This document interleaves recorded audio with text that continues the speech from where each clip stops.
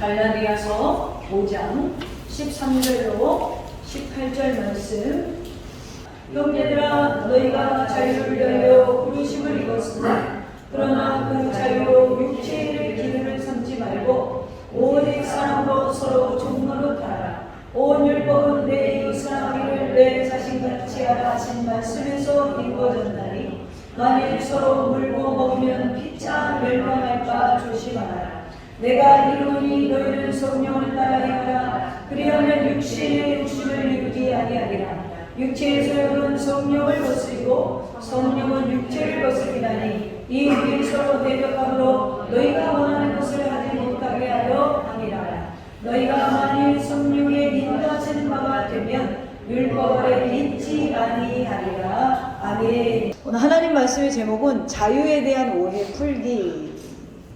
오늘 자유에 대한 오해를 좀 풀어봅시다. 여러분들의 자유, 여러분들이 받은 자유에 대한 오해를 하는 사람들이 많습니다.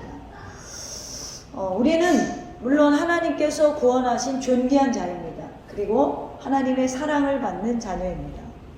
네, 그렇습니다. 우리는 하나님의 존귀한 사랑을 받는 자녀입니다. 그 부심을 가지고 날마다 살아갈 수 있는 저와 여러분 되기를 간절히 축원합니다. 그런데 과연 우리에게 인생에 있어서 딱 한 달만 있는 거예요, 시간은. 내년이 없어요. 3월도 없어. 딱 한 달만 내 삶에 주어졌다고 했을 때 여러분은 무엇을 하고 싶으신가요? 과연 내 삶에 한 달밖에 시간이 없는데 주식 그래프만 보고 있을 사람이 여기 있을까요? 운동만 하고 있을 사람이 있을까요? 먹고 죽자. 랍스터도 좀 먹고, 예? 투풀 스테이크도 좀 먹고, 먹는 게 남는 거다. 먹고 죽은 귀신은 때깔도 좋다. 그렇다고 먹는 것만 내 남은 돈을 다 써야겠다. 아까워서. 그런 분이 계실까요? 아니면 그동안에 못 쉬었으니까 한 달 동안 쉬면서 게임만 해야겠다. 그런 사람은 아무도 없을 거예요. 우리 인생에 남은 시간이 얼마나 소중한지 안다면 아마도 그런 사람은 여기 아무도 없을 것입니다. 자신에게 주어진 한 달의 자유를 그렇게 허비하는 사람은 없겠죠. 누군가 화해하고 용서하고 위로하고 나누고 나에게 주어진 자유의 가치를 안다면 그 자유를 육체의 욕망에 던져놓을 사람은 여기 아무도 없어요. 정말 하나님이 나를 살리신 그 가치를 아는 사람은 오늘 찬양의 가사와 같죠? 찬양하며 살리라, 예배하며 살리라. 내 안에 계신 예수로 살아가지 인생을 다른 것에 허비하지 않는다는 거예요. 오늘 사도 바울은 주님이 우리를 위해서 무엇을 위해서 부르셨고 어떻게 살아가야 한다라고 말씀하면서 성령을 거스리는 삶을 살지 말아라 라고 얘기하고 있어요. 사실 여기 성령 충만이라는 단어를 모르는 사람은 없잖아요. 의미를 잘 몰라서 문제지. 이 굉장히 익숙한 말이잖아요. 성령 충만. 성령 충만은요, 나는 죽고 예수로 사는 삶이에요. 보이는 현상은 뭐다? 22절 23절에 보면 오직 성령의 열매는 사랑과 희락과 화평과 오래 참음과 자비와 양성과 충성과 온유와 절제니 이 같은 것을 금지할 법이 없느니라. 그런데 이에 반해 19절서부터는 육체는 뭐라고요? 육체의 일은 분명하다. 음행과 더러운 짓과 호색과 우상숭배와 주술과 원수 맺는 것과 분쟁과 시기와 우리가 주술과 원수까지는 안 가도 오적, 분쟁, 시기, 분냄, 당짓는 것, 분열함, 이단, 투기, 술 취함, 방탕, 이거는 다 뭐예요? 육체의 일이라는 거예요. 근데 교회에서는 성령 충만한데 나가면 육체의 일이 나와요. 그래서 우리는 아직도 성장하는 과정이다. 그래서 자꾸 나는 죽고 예수로 사는 삶을 살아가야 성령 충만함을 지향하는 삶을 살아갈 수가 있어요. 여러분, 성령으로 말미암지 않고는 하나님을 아버지라 부를 수도 없고 하나님의 자녀가 될 수 없습니다. 그런데 이 성령 충만한 게 굉장히 어려워요. 그렇죠? 오늘 이처럼 성도의 삶에 있어서 중요한 성령 안에서 행하는 삶이라 도대체 어떤 것일까? 오늘 본문에서 성령의 인도하심에는 하나님의 평화를 기초로 한 자유가 있다. 그 자유에는 기쁨과 만족이 따른다. 이러한 것은 환경이나 여건에는 상관이 없는 거예요. 여러분, 우리 그리스도인은 고난을 안 만난다고 성경에서 말하고 있지 않아요. 오히려 고난이 유익이다. 그 고난을 단련하시는 이유는 우리가 정금같이 나온다라고 말씀하세요. 그런데 여러분, 우리가 성령이 충만하다는 건 고난을 만났을 때 반응을 세상 사람들과 다르게 한다는 것이죠. 고난을 만났을 때 우리가 다른 사람들처럼 절망하거나 좌절하는 것이 아니라 성령 충만한 사람은요, 고난을 만났을 때 하나님을 바라봐요. 아멘입니까? 그러니까 성령 충만한 사람은 환경이나 여건에 상관이 없어요. 그리고 성령의 인도하심으로 말미암아 어떤 상황에도 결과는 우리가 좀 전에 읽은 23, 23절에 성령의 9가지가 나타난다. 오직 성령의 열매는 사랑, 희락, 화평, 오래 참음, 자비, 양선, 충성, 온유와 절제니 이 같은 것을 금지할 법이 없다. 특히 우리가 읽은 오늘 본문에서 예수 그리스도로 말미암아 그리스도인에게 주어진 자유를 여러분 잘 절제하여서 오직 성령을 따를 것을 가르치고 있습니다. 그 성령을 따르는 삶을 살아야 우리의 삶에 성령의 9가지 현상이 나타나는 거예요. 아멘입니까? 그렇다면 왜 우리가 과연 무엇 때문에 성령을 따르는 삶을 살아야 될까? 예수님의 희생으로 조용된 값을 자유를 인간적인 방종에 사용하지 않기 위해서. 그런데 오늘날 이 자유에 대한 오해를 우리 그리스도인들이 굉장히 많이 해요. 죄를 시큰 일주일 동안 짓고 와서 주일날 주님 용서해 주세요. 이런 식의 회개를 남용하지 말아야 된다는 거예요. 우리 실수할 수 있어요. 넘어질 수 있어요. 근데 이게 일부러 하고 와서 회개하는 사람들이 있어요. 악용이 되는 거야. 법이 악용될 때 있죠, 우리. 예? 악용될 때 있잖아요. 실제로 법이, 우리나라 헌법을 악용하는 사람들이 있잖아요. 이 회개를 남용하는 거예요. 이용하는 거예요. 그래도 난 하나님의 자녀니까 하나님 용서해 주시겠지. 결국 그것은 성령을 거스리는 거다라고 바울이 이야기합니다. 우리는 성령을 거스리는 게 아니라 16절의 말씀처럼 너희는 성령을 따라 행하라. 할렐루야. 그러면 뭐예요? 육신의 욕심을 이루지 않게 된대요. 그래서 오늘 우리에게 주어진 자유에 대한 오해를 풀어보고자 합니다.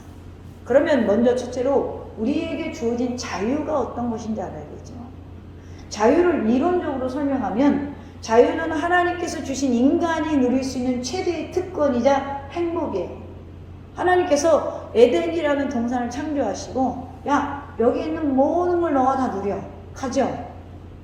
그리고 너가 정복해. 그리고 선악과만을 따먹지 마. 그러니까 최대의 인간의 축복은 뭐죠? 에덴을 누리고 생육하고 번성하고 정복하고 다스리는 것이 인간의 최대 행복이었습니다. 예로부터 인생 최고의 행복은 권력이나 재물이 아니라 자유라고 했죠. 모든 존재의 유일한 근거가 바로 자유랍니다.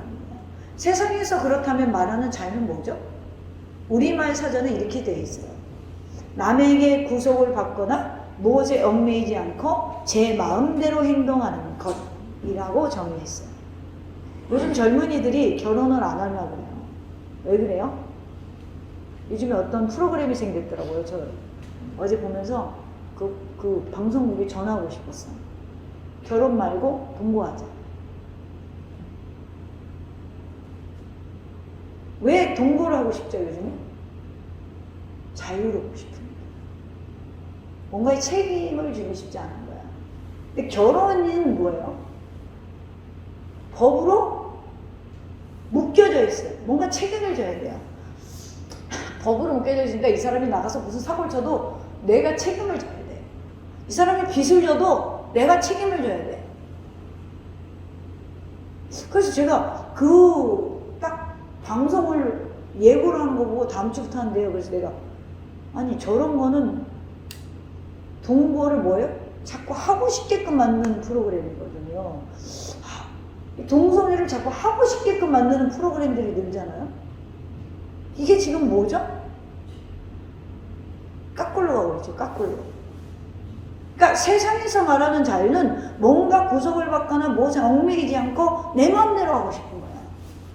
반면에 철학사전에는 정치상의 자유는 민주주의를 말하고, 심리학상의 자유는 선택의 자유를 말하고, 형이학상의 자유는 초시간적, 초인과적으로 자기 자신이 존재한다는 사실을 경험하고 있는 자체가 자유다라고 해요. 이 외에도 자유의 범주는 양심의 자유, 도덕상의 자유, 법률상의 자유, 정치적인 자유 등 여러 종류의 자유가 있어요. 신라어를 쓴 밀턴은 나에게 다른 일체의 자유보다 아는 자유, 생각하는 자유, 믿는 자유, 그리고 양심을 쫓아서 마음대로 발언할 수 있는 자유를 달라라고 했어요.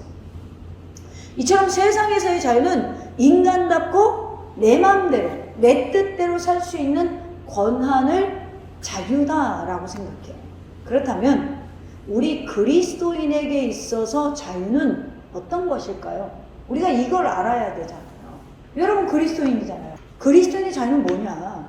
오늘 바울이 두 가지로 언급해요. 육체적인 자유가 있고 영적인 신앙의 자유가 있다.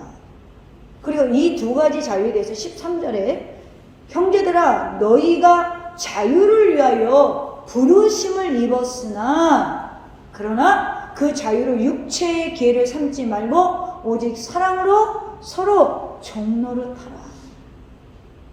이 말씀의 의미는 그리스도인의 자유가 육체의 자유가 아니라 영적인 자유에 있다라고 시사하는 거예요. 그리스도인이 율법으로 자유했다는 것에 대해서 오해하지 말아야 돼요. 우리는 과거에 율법으로부터 자유해졌습니다. 신약의 성도들은 예수로 말미암아. 그래서 아무렇게나 하는 것이 바리새인들은 여러분 다 지켰잖아요. 율법의 말씀을 다 지켰잖아요. 그러니까 뭔가가 얽매이는 것 같아요. 어느 교회 가면 그렇게 하면 안 돼요. 저렇게 하면 안 돼요. 그렇게 하지 마세요. 이런 목사님들이 있어요. 목사님은 율법주의야. 그런데 여러분 이게 오해하지 말아야 되는 게 하나님이 우리를 구원했다고 해서 네 맘대로 살아라. 이게 자유가 아니라는 거예요. 우리는요. 내 자신이 모든 것을 결정하는 주인이 되어서 내가 하고 싶은 것이 자유다 라고 생각하려는 경향이 있어요. 세상은 자기 모든 것을 자기 협력과 자기의 욕심대로 그대로 실천한 것을 용기 있다, 멋지다, 자유로운 영혼이다 라고 부릅니다. 그러나 그런 것은 자유가 아니라 방종이에요. 내 안에 성령이 있으면 뭐가 나타난다고요? 사랑과 희락과. 그러니까 얽매이기 싫은 거는 내 삶의 뭐예요? 본질의 성품이에요. 그 현상이 어때요? 가난함이 오죠. 왜요? 돈을 안 버는데 어떻게 부자가 돼요? 그래 안 그래요? 하나님이 기도만 하고 있으면 주여 돈을 주시옵소서. 주여 돈을 주시옵소서. 그러면 차라리 우리가 나가서 보통 8시간 일하잖아요. 그럼 여러분 8시간 기도하세요. 그럼 인생이 바뀔 수도 있어. 기도는 노동이니까. 근데 내가 아는 사람들 중에 일을 안 하면서 8시간 기도하는 사람 못 봤어, 내가. 아직까지. 나도 못해, 8시간. 그리스도인의 자유도 마찬가지입니다. 우리는 그리스도인의 자유의 본질이 무엇인지를 바로 알고 이 자유를 사용해야 돼요. 근데 이걸 참 오해하는 사람들이 있어요. 그리스도인의 자유는 우리로 하여금 마구 죄짓고 아무렇게나 살아도 되도록 만드는 자유가 아니라, 그래서 여러분들에게 하나님이 나의 살을, 나의 피를 나눠준 게 아니에요. 그리스도의 자유의 핵심은 죄와 사망으로부터의 자유, 할렐루야, 율법의 정죄로부터의 자유, 지옥의 형벌로부터의 자유, 몸으로부터의 자유, 이것이 그리스도인의 자유의 중요한 본질이에요. 죄와 사망으로부터, 율법의 정죄로부터, 지옥의 형벌로부터, 그런 것들의 속박과 굴레와 비참으로부터 해방된 것이 그리스도인의 자유예요. 우리가 어디로부터 자유를 받은 자인지를 똑똑히 알아야 돼요. 미국에 종교로부터의 자유재단이 있어요. 이건 무신론 단체로 미국 내 교회 전도 활동을 감시하고 반대하고 소송하는 일을 하는 단체예요. 그들은 종교로부터 자유, 이것을 참된 자유라고 생각해. 야, 꼭 일요일날 교회 가야 되냐? 꼭 기도해야 되냐? 꼭 헌금해야 되냐? 좋은 일에 써도 되지. 교회다 헌금하면 목사가 다 먹잖아? 근데 좋은 일에 써. 이렇게 뭔가를 밝혀내고 그런데 여러분 그러나 좋은 것부터 자유하려고 하면 안 돼요. 자유라고 해서 다 무조건 좋은 게 아니에요. 가만히 생각해 보세요, 여러분. 하나님으로부터 자유를 찾으려 했다가 인류는 타락하게 됐어요. 그 사건이 뭐죠? 최초의 범죄, 선악과 사건이에요. 하나님으로부터 자유하고 싶은 마음, 하나님처럼 되고 싶은 마음 때문에 선악과를 똑 따먹어서 인류의 죄가 들어왔어요. 이런 자유는 뭐였죠? 사람을 비참하게 만들었어요. 그래서 우리가 지옥에 가게 되는 운명이 되어버렸어요. 사랑하는 더셈의 가족 여러분, 죄와 사망으로부터의 자유, 율법의 정죄와 지옥의 형벌로부터의 자유는 그리스도가 우리를 위해서 죽었기 때문에 주어진 자유입니다. 이 자유를 가지고 여러분, 내 육체를 방종하지 말라는 거예요. 죄 가운데 다시 던지지 말라고 바울이 권하고 있는 거예요. 이 자유가 얼마나 소중한지 가치를 안다면 이제는 너희는 죽고 찬양하며 예배하며 나는 죽고 예수로 사는 삶을 살아야 된다. 그래야 그때 너희의 삶에 성령의 열매가 맺혀진다. 그래서 이 자유를 우리에게 주시려고 하나님이 아들을 보내셔서 그리스도를 십자가에 못 박게 하시고 피를 우리를 위해서 다 흘리게 하시고 우리를 대신해서 진노와 형벌과 저주를 당하시고 주님은 그걸로 족하지 아니하시고 우리를 위해 처소를 예비하러 가시다가 다시 오실 줄로 믿습니다. 그러므로 우리는 그분을 위해서 예수께서 이르시되 내 마음을 다하고 목숨을 다하고 뜻을 다하여 주 너의 하나님을 사랑하라 하였으니 이것이 크고 첫째 되는 계명이요 둘째도 이와 같으니 내 이웃을 내 자신같이 사랑하여 하셨으니 이 두 계명이 온 율법과 선지자의 강령입니다. 우리에게 주신 자유를 하나님을 사랑하는데 온전히 쓸 수 있는 인생들이 되라고 권하고 있는 것입니다. 오늘 여러분 남은 인생을 하나님을 사랑하는 데 쓸 수 있는 저와 여러분 되기를 주님의 이름으로 축원합니다. 두 번째로 그러면 우리가 성령을 좇아 행하는 자유가 무엇이냐? 여러분 우리에게 주어진 자유가 뭘 하라고요? 하나님을 사랑하라 라고 했더니 불신자들이 이렇게 말해요. 거봐! 교회 잘 먹고 잘 살려고 저 목사 또 스토리가 그렇게 흘러가네. 이렇게 하나님 사랑하는 게 곧 교회 잘 먹고 잘 살라는 거잖아 라고 할 수 있겠죠. 그건 정말 하나님을 잘 몰라서 하는 말이에요. 오늘 13절로 15절 보겠습니다. 13절에 하반절에 뭐래? 그 자유로 육체의 기회를 삼지 말고 오직 사랑으로 서로 종노릇하라. 온 율법은 내 이웃사랑이를 내 자신같이 하라 하신 말씀에서 이루어졌나니 만일 서로 물고 먹으면 피차 멸망할까 조심하라. 자, 실제적인 자유가 어디로 갑니까? 사랑으로 서로 종노릇하는 데 있다는 거예요. 자, 자유로 부르심을 받았는데 종노릇하래요. 뭔가 엇박자 같죠?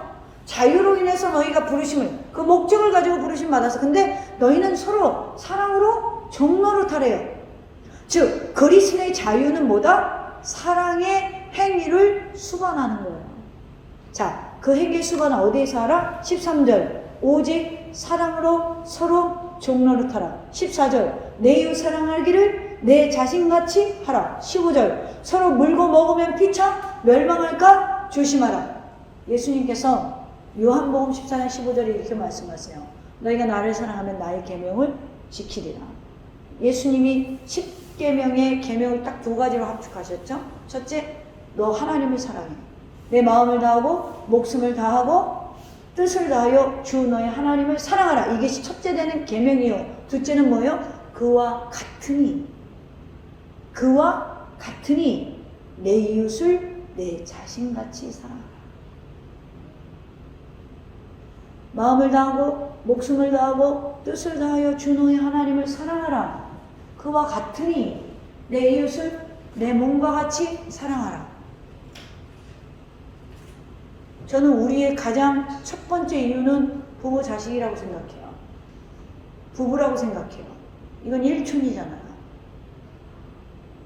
두 번째 뭐죠? 친인척이 될 수 있죠. 그럼 우리 그리스도인의 여러분 사랑할 대상이 누구죠? 교회 공동체. 할렐루야.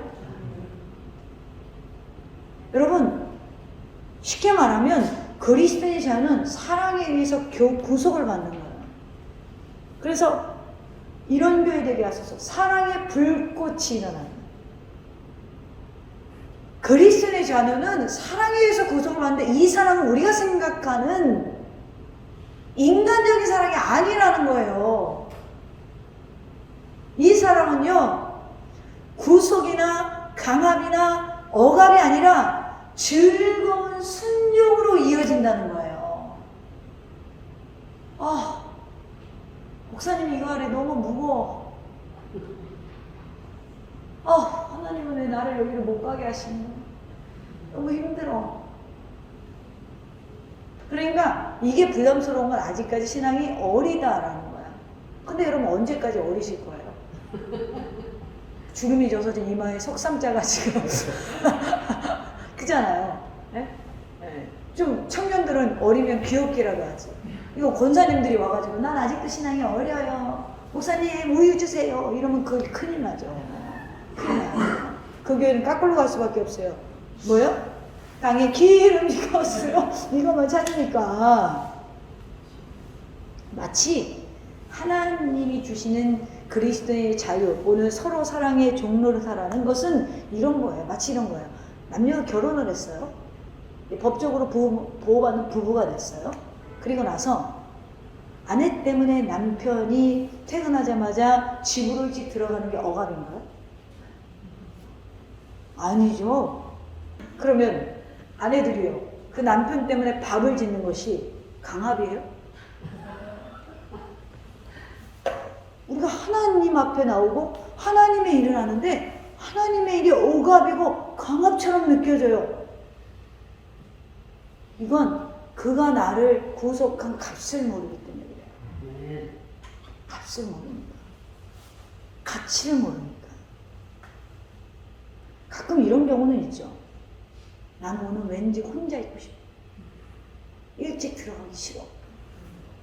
밥하기 싫은데 저 삼치기 같은 남편 저거 어떻게 해? 돼지 같네. 배문 뿔뚝 나와가지고 밥 좀 그만 먹지. 이럴 때도 있긴 있어요. 그렇다고 해서 그 사람을 사랑하지 않는 건 아니에요. 우리가 기도하기 싫은 날 있을 수 있어요. 교회 오기 싫은 날 있을 수 있어요. 그래도 성령 안에 있는 사람은 다시 와. 그 자리를 지켜. 그래서 가장은 집으로, 주부는 백화점 가면 아이들과 남편 옷부터 보게 되는 거야. 사랑으로 맺어진 보호한 게 있으니까. 사랑은요, 여러분 사랑은 다른 사람에게 헌신하는 거예요. 우리가 하나님을 사랑하는 헌신을 어떻게 표현할까? 교회 안에서 혹은 이웃에게 내 몸과 같이 사랑하라 라는 거예요. 그래서 교회 안에서의 헌신도 하나님을 사랑해야 가능한 거예요.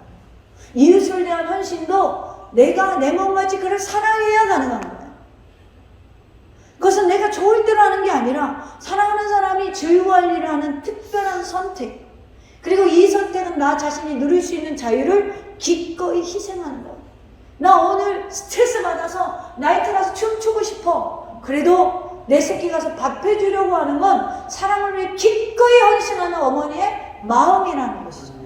난 오늘 이번에 하나님한테 나 뭐 하려고 했다가 환갑잔치 하려고 그랬다가 그거 그냥 하나님한테 헌금해서 이웃돕기 하기로 했어. 교회 뭐 하기로 했어. 에어컨이 없어. 에어컨 하기로 했어. 이거 뭐예요? 기꺼이 하나님을 위해서 나 자신의 자유를 헌신하는 거야. 이처럼 사랑은 이론이 아니라 순종과 희생을 포함하는 실제적이고 의지적인 것들이 들여져야 되는 요소라는 거예요. 구원은 우리 의지로 되는 게 아닙니다. 그러나 사랑을 실천하는 데 우리의 의지가 좀 있어야 돼요.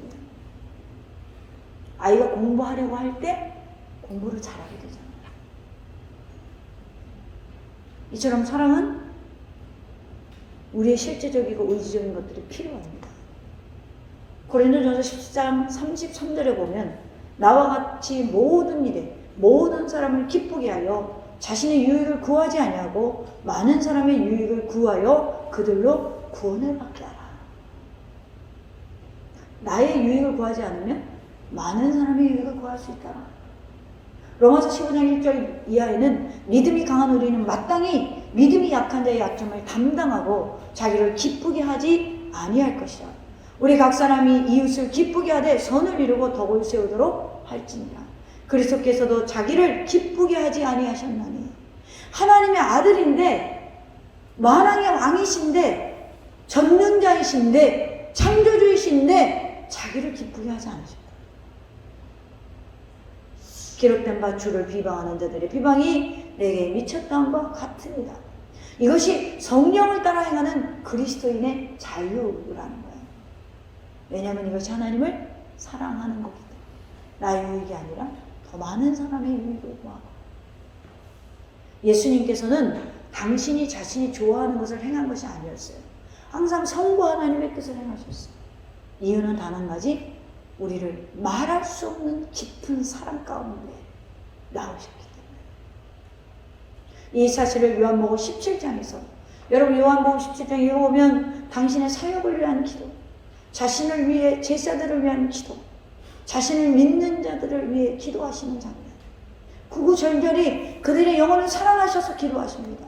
이렇게 자신의 자유까지 희생하면서 하나님께 순종하기로 작정한 사람들에게 예수님은 특별한 은총을 약속하세요. 요한복음 15장 10절에 보면 내가 아버지의 계명을 지켜 그의 사랑 안에 거하는 것 같이 너희도 내 계명을 지키면 내 사랑 안에 거하리라. 예수 그리스도의 사랑 안에 거한다는 건 뭐예요?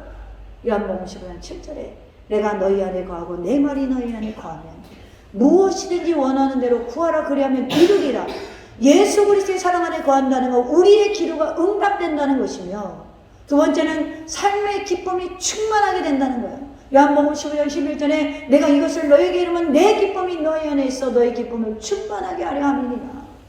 예수 그리스도의 사랑 안에 거한다는 것은 하나님과 아름다운 관계가 지속된다는 것이에요. 요한복음 15장 12절 이하에 보면 내 계명은 곧 내가 너희를 사랑한 것 같이 너희도 서로 사랑하라 하는 것, 이것이니라. 사람이 친구를 위하여 자기 목숨을 버리면 이보다 더 큰 사랑이 없느니라. 너희는 내가 명하는 대로 행하면 곧 나의 친구니라. 저는 다윗과 요나단의 이야기를 보면서, 우정을 보면서 항상 다윗이 되고 싶었어요. 왕위를 양보하고 다윗을 위해서 죽을 수 있는 우정, 그것이 저는 다윗이 참 좋다라고 생각했는데, 말씀을 할수록 더 위대한 자는 요나단 같아요. 친구를 인정하고 그 친구의 하나님의 뜻하신 비전을 이루어주려고 하는 것, 그를 배신하지 않는 것. 여러분, 이 시대는 요나단 같은 자들이 필요합니다. 다윗과 같은 영혼이 너무 많아요. 보이지 않는 곳에서 자신이 미랄이 되어지는, 여러분, 그런 자들이 우리 교회 안에 몇 명이라도 있다면 저희 교회는 하나님 보시기에 가능성 있는 교회다라고 생각합니다. 그리스도인의 자유는요, 사랑으로 서로 종노릇할 자유. 이전에는 우리가 다 죄의 종이었습니다. 그러나 죄를 짓지 않을 수 없는 죄에 놓여있고 서로에게만 지으면 죄를 짓던 살던 우리가 이제는 죄에 대해서 오히려 아니요라고 말할 수 있고, 죄를 짓지 않는 곳에 갈 수 있고, 죄를 짓지 않는 사람들을 만나지 않을 수 있고, 내가 이제 거절할 수 있는 자유가 우리에게 생겼다라는 거예요. 선을 행할 수 있는 자유가 우리에게 생겼다라는 거예요. 여러분, 이 율법이 우리에게 진정하는 요구하는 건 뭐죠? 하나님의 사랑과 이웃 사랑을 실천하는 것. 이것은 인간적인 사랑을 두고 말하는 것이 아닙니다. 인간의 사랑은 언제나 한계가 있어요. 저는 제가 제 의지로 뭔가를 막 사랑하고 베풀어보고 뭔가를 해보려고 하고 그랬어요. 한계가 있어요. 그런 사람은요, 언젠가 넉다운 됩니다. 그리스도인들에게 주어진 사랑은 그리스도께로부터 받은 사랑이고 하나님의 사랑이 내 안에 있기 때문에 그 사랑으로 서로가 뭐예요? 헌신할 수 있고 희생할 수 있는, 서로 종로를 탈 수 있다는 거예요. 이런 말이 있어요. 사랑을 받아본 사람만이 사랑을 할 수 있다. 이 사랑으로 살아갈 수 있는 자유와 특권을 가진 그리스도인들은 이제 그 사랑을 사용하고 발휘해야 돼요. 사랑하는 사람은 언제나 서로의 종이 됩니다. 이 종된 자리는 억지로 지는 십자가가 아니라 자발적인 것이다 라고 했어요. 여러분, 우리가 혈육적인 사랑만 가지고 있어도 그 사람은 기꺼이 가족들의 종이 돼요. 여러분, 혈육적인 사람만 있어도 기꺼이 우리는 그를 위해 희생할 수 있어요. 남편이 가족들을 위해 땀 흘리는 것은 그가 사랑에 매였기 때문이잖아요. 아내된 자들이 가족을 위해 헌신하고 수고하는 것도 사랑에 매였기 때문이잖아요. 사람은 사랑을 인하여 기꺼이 낮추고 수고하고 종로를 타게 되어 있습니다. 오늘 예수 그리스도께서도 우리를 사랑하시기 때문에 기꺼이 낮아지셨습니다. 기꺼이 죽어주셨어요. 기꺼이 희생하셨습니다. 그러므로 사랑하는 덧셈을 가진 여러분, 우리도 주님에게 받은 그 사랑의 가치를 알아서 주님께 기꺼이 드려지는 인생이 되시기를 바랍니다. 그 사랑의 표현을 어디다 하시려니까? 교회 안에서. 우리는 서로 종로를 타고. 여러분, 오늘 본문은 믿지 않는 자들에게 하는 얘기가 아니라 믿는 자들에게 하는 얘기예요. 형제들아 이렇게 시작하잖아요. 그리스도 안에 있는 자들아, 너희가 자유를 위하여 부르심을 입었으나 그러나 그 자유를 육체의 길을 삼지 말고 오직 사랑으로 서로 종로를 따라. 오늘 우리는 혹시 상전입니까? 종입니까? 섬기려 하고 있습니까? 섬김을 받으려 하고 있습니까? 오늘 15절에 만일 서로 물고 먹으면 피차 멸망할까 조심하라. 이 경고는 불신자들 향한 경고라기보다는 기본적으로 성도들을 향한 경고입니다. 교회 안에서도 물고 뜯고 가정 안에서도 미워하고 서로 분열할 수 있습니다. 그러나 우리 그리스도인들은 그렇게 해서는 안 된다. 이는 그리스도인의 자유를 남용하는 것이다. 방종한 것이다. 그러므로 이 시간 여러분, 사랑을 구합시다. 그리스도의 사랑의 가치를 알아서 서로 종로를 탑시다. 바로 우리가 꿈꾸는 교회의 모습. 여러분, 그리스도께서도 사랑으로 우리의 종이 되어주셨어요. 이제는 우리도 어떻게 살아야 될까요? 24절 보겠습니다. 그리스도 예수의 사람들은 육체와 함께 그 정욕과 탐심을 십자가에 못 박았느니라. 할렐루야. 믿음으로 산다는 것은 더 이상 죄의 종노릇이 아니라 죄와 사망에서 건지신 그리스도 안에서 사는 것. 바로 우리가 그리스도 안에 살 때 우리가 꿈꾸는 교회. 사랑으로 십자가 지셨고 사랑으로 우리를 구원해 주셨으니 우리도 하나님에 대한 사랑과 이웃에 대한 사랑으로 모든 것을 행하는 우리 도성교회와 그리고 여러분의 삶과 가정 되시기를 주님의 이름으로 축원합니다.